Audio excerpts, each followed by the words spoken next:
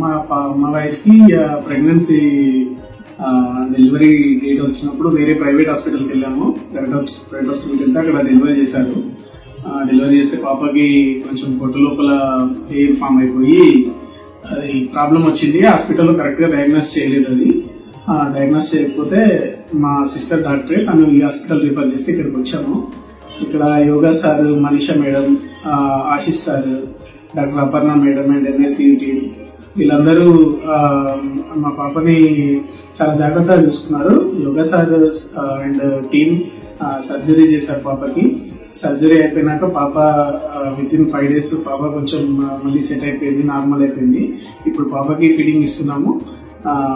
తనకి మళ్ళీ ఇప్పుడు ఫాలో అప్ చెకప్ వచ్చాము.